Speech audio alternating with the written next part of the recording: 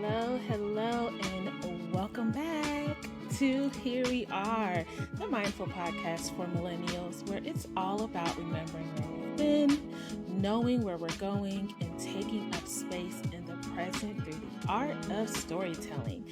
I'm your host, Teka, and I'll be here to tie together the practice of presence, mental health and faith nuggets, life lessons, and tying some humor and music in there along the way.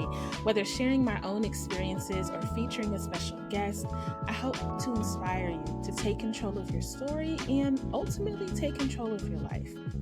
I hope you receive what you need from today's episode, and remember, check out the show notes for any links that I referenced today.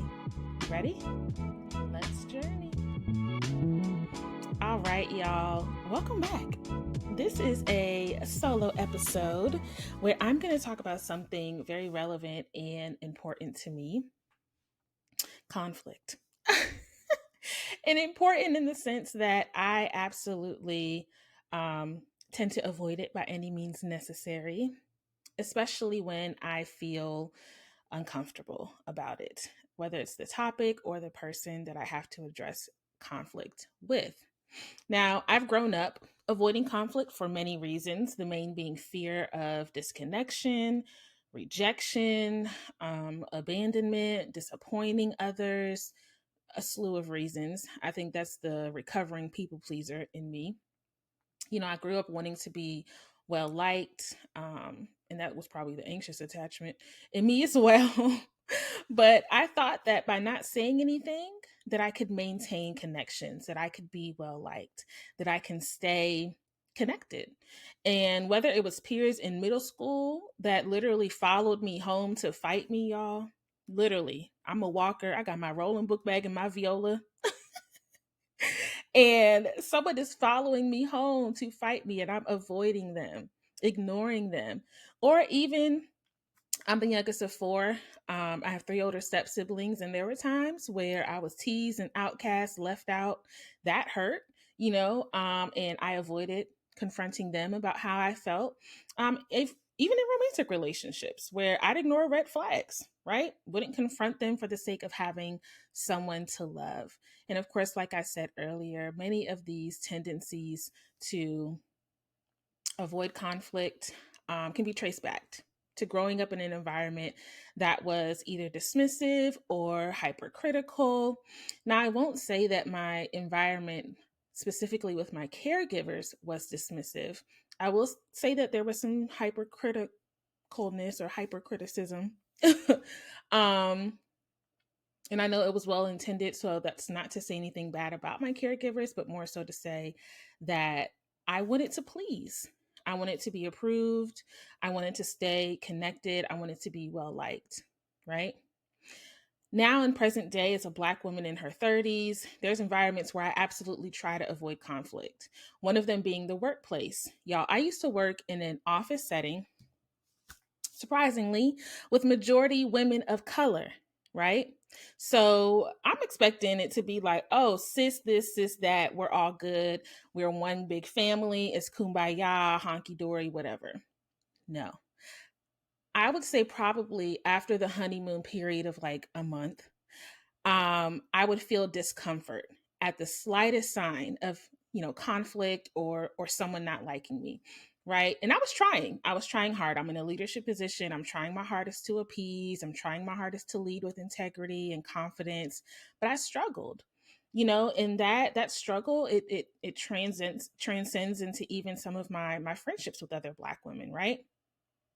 The other day, I was talking to a really close sister friend of mine. She's known me for 15 plus years. I feel like she knows me better than I know myself. And we were discussing like grievances I have in specific friendships. I'm sharing with her my hurt, some of my skepticism, what I'm discerning, even some of my annoyances. And like the good sister friend she is, she challenged me and she said, "Have you addressed this with them?" Girl, what? No, I have not. Of course I haven't. Um, because that's why I'm conflict averse. And I'm smiling because it's something that I'm working on. I'm trying not to judge myself, even in this present moment during this episode, for even talking about the fact that I'm conflict averse, because I know that it affects my relationships, right? But it just seems that I'd rather let connections, fade away or just wait it out for conflicts to fizzle out than address them, right? I could be waiting weeks, years, um, because I am that uncomfortable with conflict. And it's crazy because, well, not crazy, but it is interesting and ironic because I am a therapist, mental health therapist, and I encourage my clients, use these skills, use these tools to communicate effectively, to address conflict, while I am still struggling with it. And that's okay, right? Now, this doesn't mean that I've never addressed friends with conflict, right? There are times when I was even the initiator. I'm calling them in, like, hey, person, whether it's a family member, whether it's a friend, whether it's a romantic partner, I'm like, we need to talk. This is something that we need to address. But majority of the time, I probably am battling a few factors, including myself, that are preventing me from healthily addressing conflict. I saw an article while I was doing some research around this on Healthline, and they shared that conflict avoidance is a type of people pleasing behavior that typically arises from a deep rooted fear of upsetting others. And like I said earlier, I'm a recovering people pleaser, right? I've learned that time and time again, conflict is uncomfortable but necessary, right? Now, we live in the day and age where everything is on a screen. Our phones, tablets, computers, TV, we can connect with others through a screen, and it has its benefits, right? I've met a lot of people through social media that I'm connected to this day that have been really supportive. We enjoy each other's friendship and conversation. I've never met them face to face, but the benefit has been that that screen has helped. It's brought us closer together, especially during the pandemic. I know y'all remember how that really kept us connected. But that phone has also been a hindrance. I'm sure that there are times where I should have called someone up, video chatted them, but I text. And I've learned time and time again that texting is not the best way to communicate during a disagreement or an argument, especially because nonverbal cues are a majority of the way that we communicate, right? Think about it. If I'm behind a screen, you can never fully experience the intent of my communication because you're missing a large part. You're missing my body language, the tone of my voice, the inflection in my voice, even eye contact. And when you take away nonverbal communication, you're left to your own interpretation, right? How many of us have probably read a text message and depending on the emotional state we're in or the point of view we have, that is how we read it, right? So if I text, I wasn't feeling how you shut down our conversation over text, that could be read a multitude of ways. It could be read gently, assertively, aggressively, with an attitude, maybe even jokingly, with anger, or maybe there's even some curiosity, but they won't know that because it's just through text, it's just through words on the screen. You see, any conversation that I've had, that's lacked any emotional content, it was very hard to convey and interpret the emotion behind the text. None of that could be, accurately ascertained. And so, excuse me, what do we do? Right?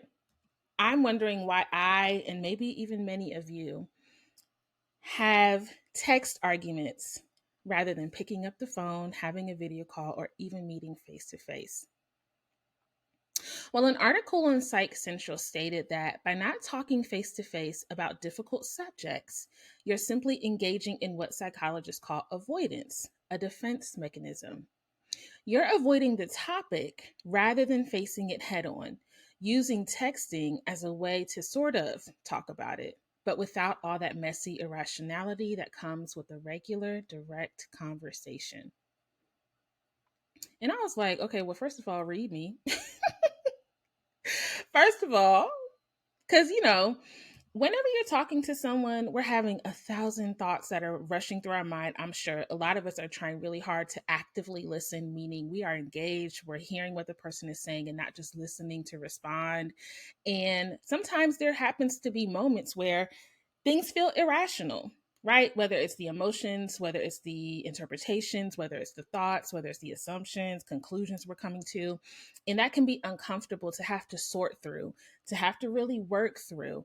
That can be uncomfortable. And I'm sure that's something that many of us are avoiding, is that discomfort. Um, Now, not all of us are conflict avoidant in the same way. So I'm about to read something that's going to call a couple of y'all out, but it's with love and compassion. So there's this article in Psychology Today that shared that there's actually two distinct types of conflict avoidant people. The first avoids conflict out of self preservation. I think I fall into that category. The second is for self serving reasons. So, for those of us who fall under the self preservation category, right? If we're involved with a person who is unable to perspective take, right? It probably makes it nearly impossible for us to work out difficulties constructively, right? So, say that we enter into a simple disagreement, that probably goes from 0 to 100 real quick and turns into an epic battle. Understandably so, now we want to avoid that, right? Now, we may even be predicting that this is going to turn from a disagreement to an epic battle. And so we avoid it for that reason too, right? Our brain is tricky that way. We can either know from a pattern of behavior or we can be predicting from our own fears that this is not going to go well. So we avoid it, right? We try to sidestep any of the power struggles, any of the discomfort, any of the words, the things that we don't want to hear, or even the things that we are scared to say, right? Now, in these type of situations, of course, it's really important when you start that conversation to have clear boundaries, right? Make sure that you know how we're going into the conversation, that we're respectful, and we know what our resolution is. Now, the second category was those who are avoiding conflict for self serving reasons, right? Now, this is the type of person that maybe you know, maybe you are. Maybe you know, maybe you are, or maybe you've encountered, right? This is the type of person who is what we call egocentric, meaning they are the center of their world, universe, and everyone else's. They want to dodge someone's disapproval. They may hide their selfish acts. They may avoid conversations, all of those things that are focused on the issue that needs to be addressed in the relationship. And when they're exposed, they're like, well, I didn't tell you, or I didn't want to bring this up, or I didn't want to stress you out, or I didn't want to tell you the truth. Ooh, I've been told that before. I lied to you because I knew that the truth would hurt you. No, you lied to me because you didn't want to take accountability. And you were doing it for self serving reasons because you still wanted access to me. Woo, I can go down a rabbit hole with that one. Okay. Now, this type of person may be like a partner, friend, coworker, family member who's conflict avoidant because they just want to escape any type of opposition or disapproval. And this type of evasion is destructive, right? So, two types of conflict avoidant people. We got the ones for self preservation, which I fall under that category. Maybe you do too. Then we have the ones that are self serving, the ones who are saying, I didn't want to tell you because it will stress you out. Or, they may be avoiding the disapproval and opposition. They kind of just want things to continue to go their way. Why is this harmful? This is very harmful, right? Whether it's through the experience of that type of conflict or through us predicting that that's what's going to happen, this is harmful. And there's an article or a blog on Healthline that reminds us when you avoid the slightest disagreement, you're compromising your true feelings and storing up frustration that can end up negatively affecting your health. All right, y'all. So if you don't know, I'm a mental health therapist. And so I'm really interested in how certain unhelpful behaviors, unhelpful thoughts, um, unpleasant or uncomfortable emotions, how they affect us, not only mentally and emotionally, but also physically. So when I read this and they said that studies found that this could, of course, lead to feelings of loneliness, depression, anxiety, but that holding back, bottling up our emotions can also lead to cancer and premature death. What? If that doesn't, kind of reality check us, I don't know what else will.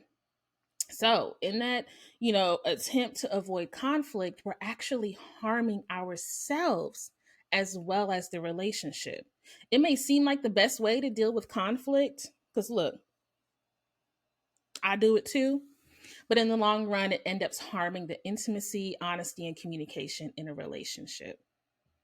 Now, y'all know I wouldn't bring y'all down this rabbit hole without us having some sort of lesson or resolution or tools to walk away. So, how do we overcome this conflict avoidance? And I'm saying we, because I too need to study, practice, and really be intentional about these steps.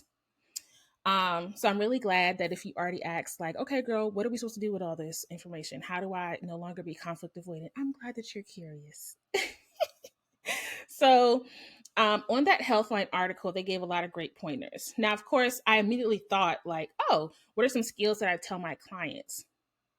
And those can be helpful, right? There are like DBT skills like Dear Man.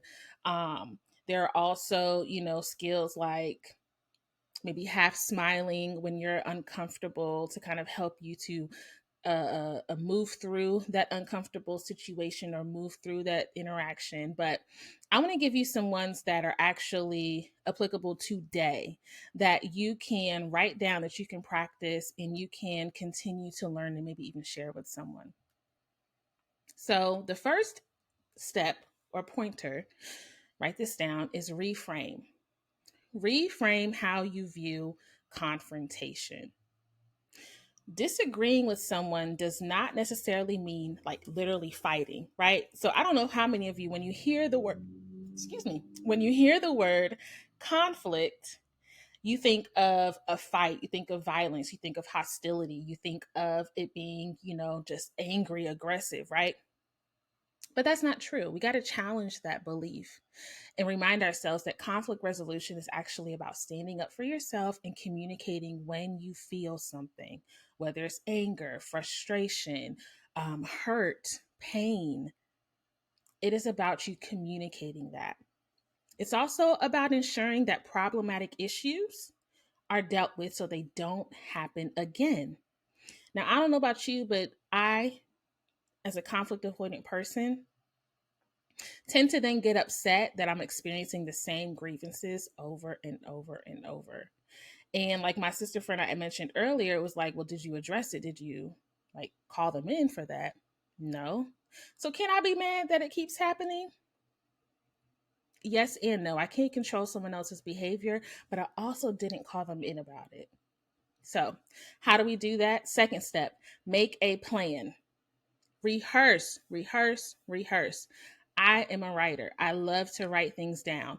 It is okay if you write down every single point that you want to share or say in that conflict or in that interaction with that person, right? You want to feel confident. So it's okay if you even ask like a trusted friend or a supportive person to read it and rehearse it with you. You guys can role play. That is okay. It doesn't mean that you're childish. It doesn't mean that you're weak. It means that you're intentional. So make a plan, write down what you want to say, and be confident when you share it. Now, remember that you have to clearly define what you'd like to resolve. We're not just going into this to say, like, you made me feel like this, or I felt like this when you said this, I was feeling this when you did that, and, I just wanted you to know. I know sharing for the sake of sharing is important. But in these moments when you're expressing some negative feelings that you have about someone's, behavior or an interaction with them, bring a resolution. What do you want them to do differently? What do you want to change about your experience? Right? You can even write down very canned, factual, responses based on fact only. No emotion, feeling, assumptions. Just you can write it down and use this when needed to bring that up to them. So I mentioned earlier that conflict avoidance also is because of the discomfort we feel. And that discomfort is not just, the mental discomfort, but it also can be physical. Our nervous system sometimes goes into what we call emergency mode when we feel any sense of threat or danger. Now, for those of us that are conflict avoidant, confronting someone in a moment of conflict feels like a threat or danger. And so our nervous system is in that fight or flight mode, right? We're ready to escape. We're freezing. We don't know what to say. Maybe we do tend to get a little hostile, right? And are ready to fight. Or maybe we go back into that people pleasing tendency. Fight, flight, freeze, or fawn. Those are those 4 stress responses. And so, in order to combat that, here's the third tip: use your senses. Now, this is where the mindfulness comes into play. And y'all know I love mindfulness. Staying centered, staying in the present moment, staying very aware during a conversation is so important. And it's understandable if you can get distracted, lose focus, lose your train of thought, especially when emotions start to arise. So when I say use your senses, I literally mean that your 5 senses. What do you see around you? What are you hearing? What do you smell? Is there anything that you taste? You got some gum or mint in your mouth? And what do you feel? If you are a visual person, you can ask the person in the middle of the conversation, can I take a break? And maybe take 5 minutes to just visualize soothing images. The beach, that's mine. I'm going to the beach. It's not crowded like Virginia Beach often is. It's a day where the seagulls aren't attacking me for my food. There's music, there's good drinks, there's good people. If I'm imagining that, your brain and body will then start to embody that same emotion, that same feeling that you feel when you're in that space. I said earlier, our brain is tricky, but our brain is also very simple like that. Or maybe you're the type of person who likes soothing smells, right? You can carry a essential oil with you. I've seen like essential oil bracelets, maybe like they're lava rocks, and you can put the essential oils on them, and they tend to stay on there for a good amount of time. Or there's even essential oil necklaces, and so you can wear that so that that scent is soothing to you and your nervous system, so that when you're in the middle of that conversation, you feel centered, you feel grounded, you feel present, and you also feel confident. So that was the third tip: use your senses. Number 4 is to recognize and manage your feelings. Now, I mentioned earlier that our nervous system can be on go when we're in the middle of a conflict, and that's probably why we want to avoid it. But we're also avoiding the management of our feelings because now we're not teaching ourselves how to handle those uncomfortable emotions. Being aware of how our emotions impact us helps us gain greater understanding of ourselves and others. This is a part of emotional intelligence. So before confronting someone, examine yourself, question your feelings, ask yourself, all right, I'm feeling a little, annoyed. Why am I feeling annoyed? Okay, so then why was that bad? What did that mean about me or the other person? Start to take yourself down some questions. We call it Socratic questioning, where you're kind of weighing the evidence. You're questioning how you feel and what you're thinking, right? Instead of trying to suppress or sedate your emotions, the ones that are uncomfortable, like anger, sadness, or fear, try looking at them through a lens of self compassion. Allow yourself to see your negative or unhelpful thoughts with empathy. Managing your feelings is not just about saying, like, okay, I feel this. I know that this feeling is trying to tell me this. And all right, good. It's not that black and white or always logical. Sometimes we do need to come at it like we would a friend, with empathy and compassion.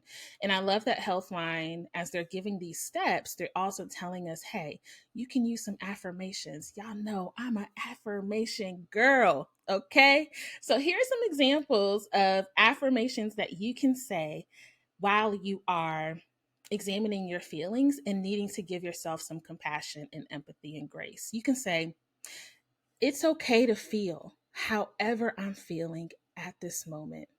My emotions are valid. I am worthy and deserving of being heard. All of my experiences, the good and the bad, give me the space to grow.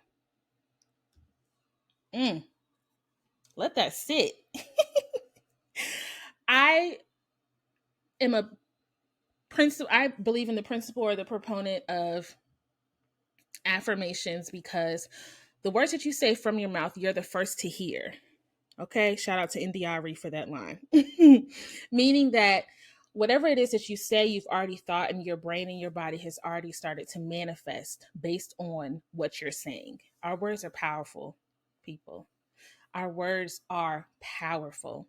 So while you're trying to manage your feelings and get yourself ready for confrontation or to address a conflict with someone, remember that you can speak confidence, worthiness, affirmations over yourself.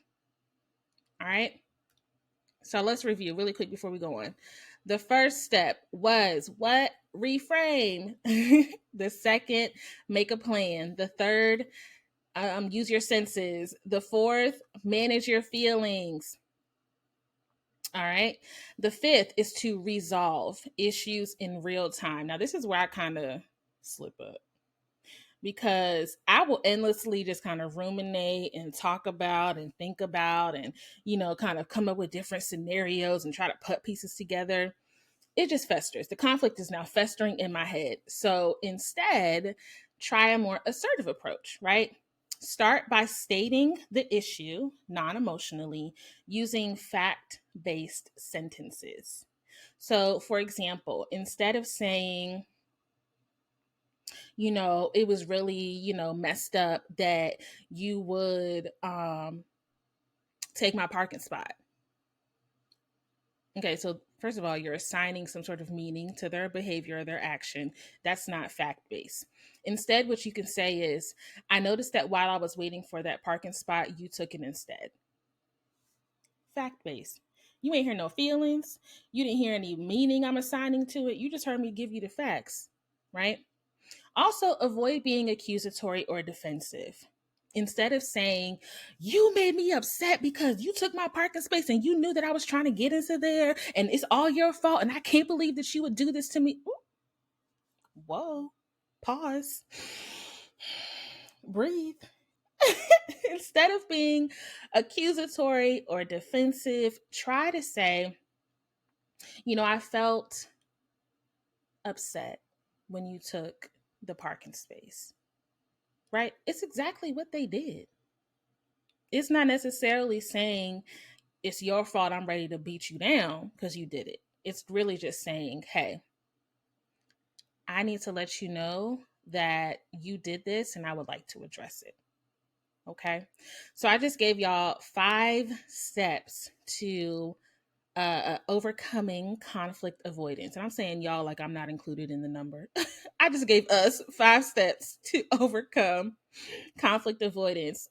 Again, reframe, plan, senses, what is it? Feelings and resolve. Reframe, plan, senses, feelings, resolve. Reframe, plan, senses, feelings, resolve. Okay, I had to repeat it for myself. I hope that was helpful for y'all too. All right, so I want to leave y'all with this. There was this really great closing statements that were on one of the articles that I had read. I don't know if it was Psych Central, Psychology Today, or Healthline, but what they said was, while it's okay to never be completely comfortable with confrontation, being able to resolve issues effectively means accepting it as a healthy part of communicating with others. Remember that disagreeing provides deeper understanding and makes it easier to connect with your friends, partners, and coworkers. Learning how to confront someone assertively won't happen overnight, but you can still take small steps each day toward feeling more comfortable, facing your fears, and speaking up for yourself. We got this, y'all. We don't got to be avoiding no more. We are now in recovery because you done heard the tools, you've heard the steps, you got the knowledge. Now you got to wield the tools. So be accountable to yourself for real. I know I'm joking, but I really want you to be accountable to yourself, to really be intentional about taking steps. I'm going to try to do the same thing. We got this. We don't have to be avoiding anymore. We are now in recovery. All right. It is time to move into another segment of the podcast that we call Gift. It is our gratitude practice. The G stands for gratitude or goal. The I stands for intention. The F stands for faith or focus. And the T is for take action. Now, my G today is gratitude, and I'm grateful for a partner. I'm grateful for close friends, and I'm grateful for supportive family that are also effective communicators, or they're at least willing to grow in this area with me. It is not easy to be in relationship with people. And so I'm really grateful that I have, a couple or some of those people in my life that are really good about that. My intention is to release self-judgment and embrace growth on my journey. As I was talking about, my past, when even in like middle school or in the workplace or even in my relationships with other Black women, sometimes there can be a tendency to take that hypercriticism I experienced as a younger girl and apply that same judgment to myself. And so I'm trying to release that and embrace more growth on my journey, because it's a journey. It's the journey. A la Tisha Campbell. But yeah, it really is a journey. My faith. So my F today is going to be faith instead of focus. So my faith is to pray. Pray before facing conflict. Because let's be real, y'all. Sometimes we need a power bigger and stronger than us to help us, to walk alongside us, even to intervene. And I know that the God I serve, he can do anything. He don't play about me, and I am his favorite. But no, really, I'm going to call on him and be like, Abba, Father, because, sometimes we got to call him as a parent, be like, I need you to come and help me out because I can't do this on my own. Or you can call on him like a friend. Some of us have really great friends that we can trust to come and walk alongside us. So praying before conflict is probably so important because it also gives you the words to say, right? Words are powerful. MIT, take action. All right, y'all. I said that we have to be accountable. We're in recovery, and so we got to practice this. And so I am going to address at least one conflict that I have with someone within the next week. Even saying it, I'm sweating. But I have to do it. I have to do it because this is part of my personal growth, and this is a part of me strengthening my relationships. I'm too old to be playing games. Big age. That's my gift, y'all. If you're practicing this, feel free to share it. Comment on YouTube. Maybe you can even share an email with me, comment on Instagram. Gift. Let me know how y'all are practicing this gratitude exercise. I would love to know. All right, y'all. The last segment, Vibe Tunes ATM. Our Vibe Tunes at the moment. This is where I share, or we, when I have a guest, share what it is that we're listening to, what's on our heart, what's on our spirit, what's banging in the car, what maybe visuals we are just obsessed with. And these two artists I'm about to share have been on repeat probably for the last 3 months, a long time, basically. And with some of them since like early this year. The first is How Does It Make You Feel by Victoria Monet. Now, Victoria Monet is not new to this. She's true to this. She is a literally vet in the game. She's been doing this for probably 15 plus years. She knows what she's doing. And she is an amazing songwriter. I love the way her lyrics express certain experiences and emotions.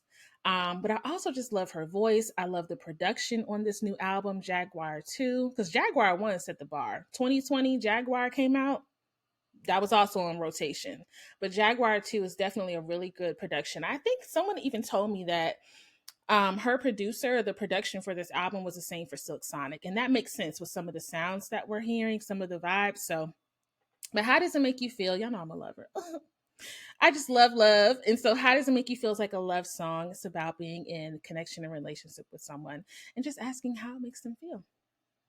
My second vibe tune is called Favorite by LA and Xavier Omar. Now, Xavier Omar is someone I've been listening to for a very long time, probably for the last, I would say 9, maybe even 10 years. And like I remember his song Blind Man. You're so beautiful, girl, a blind man can love you. Woo! Yeah. Woo! Yeah.